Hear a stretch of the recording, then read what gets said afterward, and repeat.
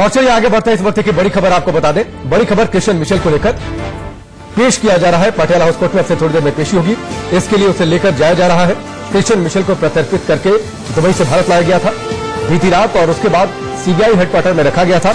अब CBI headquarter से पेशी के लिए उसे पटियाला हाउस कोर्ट सीबीआई की टीम लेकर जा रही है। वहां पर रिमांड मांगेगी। 14 दिनों की रिमांड मांग सकती है सीबीआई।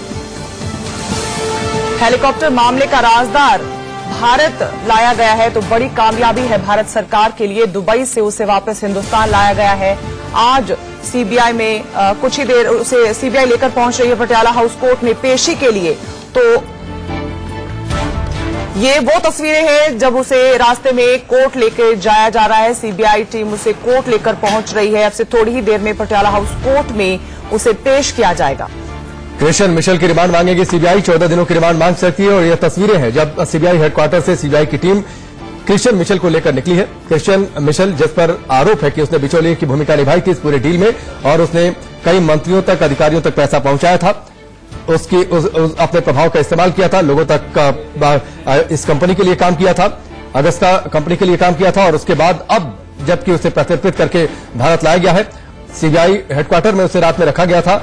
सीबीआई की टीम ने वहां पर पूछताछ की है और उसके बाद अब जो है उसे पटियाला हाउस कोर्ट लेकर जा रही है। सीबीआई की टीम वहां पर 14 दिनों की रिमांड मांग सकती है।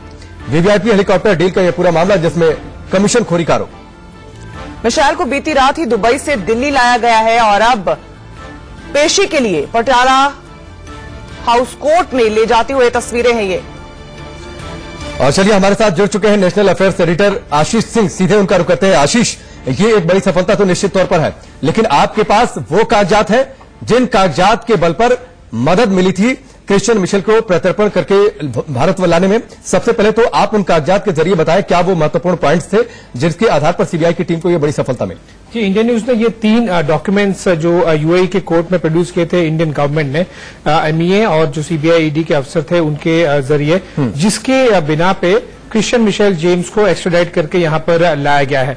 ये है वो 3 डॉक्यूमेंट्स। और अगर हम एक एक करके इन डॉक्यूमेंट्स को दिखा सकें, ये यूएई कोर्ट में सबमिट किए हुए डॉक्यूमेंट्स हैं। और ये जो लास्ट मुहर आपको दिख रही है, ये एक अंतिम जो final nail in the coffin कहा जाता है, इसके बिना पर क्रिश्चियन मिशेल जेम्स को लाया गया है। ये बहुत फ्रीक्वेंटली हमें देखने नहीं मिलता है कि एक ब्रिटिश नागरिक है जिसने क्राइम इंडिया में किया है लेकिन रह रहा यूएई में है और वहां की कोर्ट इस बात के लिए राजी हो। इतने सारे डॉक्यूमेंट्स उनको पेश किए गए थे। उसके बाद में जो प्रत्यर्पण का मामला था, ये पूरी तरह से यूएई कोर्ट कन्विंस हुई। सबसे पहला डॉक्यूमेंट, ये 3 डॉक्यूमेंट्स इटालियन, अरेबिक और इंग्लिश में हैं, इसलिए यूएई कोर्ट को एक एक चीजें समझाने के लिए काफी समय लग गया था। जैसे कि ये एक डॉक्यूमेंट है, अगर हमारे दर्शक देख सकें, ये ऊपर जो आपको पार्ट दिख रहा है इसमें सबके नाम लिखे हुए हैं, air force, family, political auditor general, comptroller auditor general, और इन सबका अगले ही जो ट्रांसलेशन है अरेबिक में करके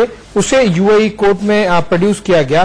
देखिए, ये बहुत ही क्योंकि मैं विदेश मंत्रालय और रक्षा मंत्रालय दोनों से काफी सालों से जुड़ा रहा हूं, इसलिए ये इस तरह के कन्विंस करना एक विदेशी सुप्रीम कोर्ट के जज को काफी डिफिकल्ट काम होता है। ये इसका अरेबिक का ट्रांसलेशन है। इस तरह से एक एक करके इटली से, स्विट्जरलैंड से, न्यू दिल्ली की कोर्ट्स में जो पटियाला हाउस कोर्ट है, हाई कोर्ट है, वहां पर जो केसेस चल रहे हैं, और यूएई में इन सारे कोर्ट्स के और सारे देशों से पेपर्स जमा करके उनकी जो कड़ी जोड़ने की बात होती है उन्हें जोड़ा गया।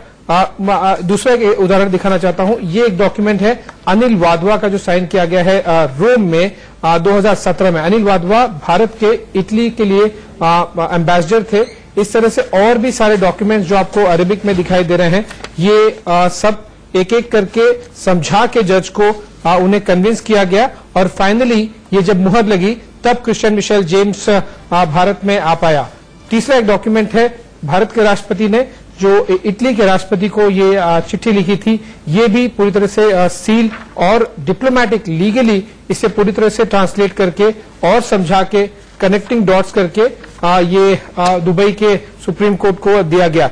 जैसे कि मैंने बताया कि ये बहुत फ्रीक्वेंटली होता नहीं है कि आप किसी और देश के नागरिक को कहीं और रह रहा है और वो किसी तीसरे देश में उसने क्राइम किया है, उसके लिए आप प्रत्यर्पण जो एक्स्ट्राडिशन है वो किया जाए। इंटरपोल तक भी पूरी तरह से ये कंप्लीट नहीं कर पाया था, जो कि यूएई में हम करवा लाए। दो चीजें आपसे समझना चाहेंगे, एक तो कौन कौन हिंदुस्तान की तरफ से इस केस को रिप्रेजेंट कर रहा था, कौन कौन इन्वॉल्व था सीधे तौर पर, और दूसरा जैसे आपने बताया कि बहुत लंबा समय लगा टू गेट इट हैपन, तो कितना समय लगभग लग गया इस पूरे प्रोसेस को समझाने में, डीकोड करने में, ट्रांसलेशंस में?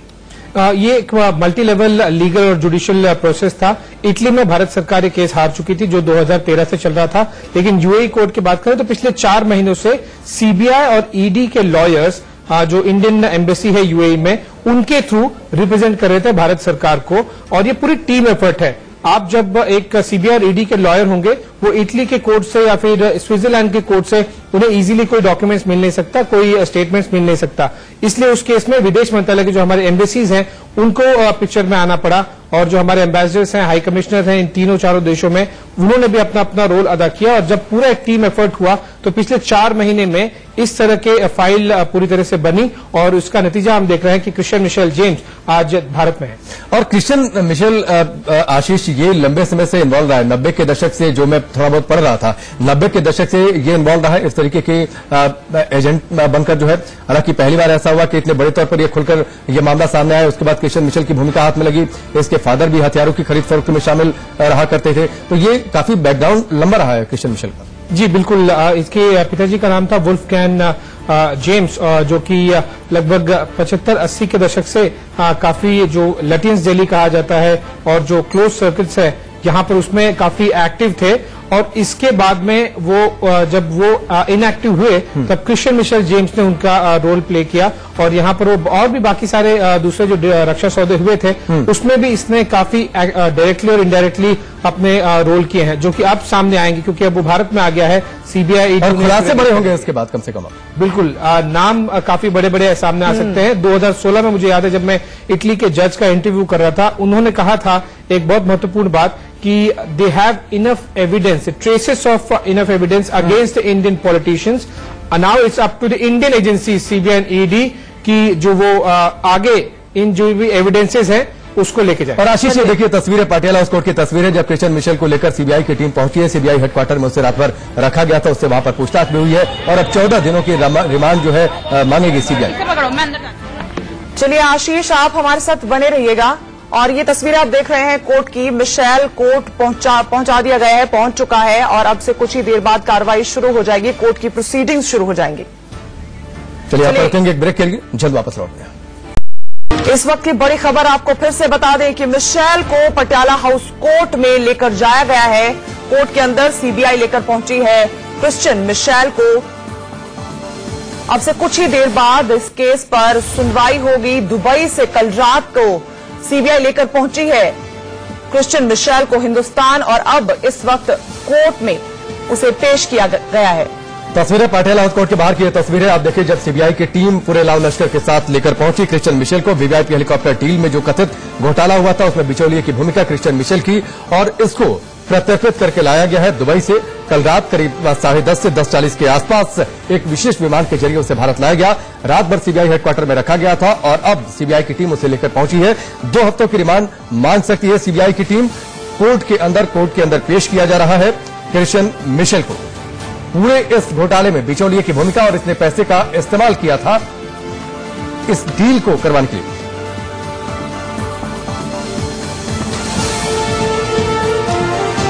पटियाला कोर्ट से मोहित भट्ट हमारे साथ जुड़ रहे हैं। मोहित, आपसे जानना चाहेंगे कि क्या इस वक्त वहां पर अपडेट है और कितनी देर में प्रोसीडिंग्स शुरू हो जाएंगी कोर्ट की?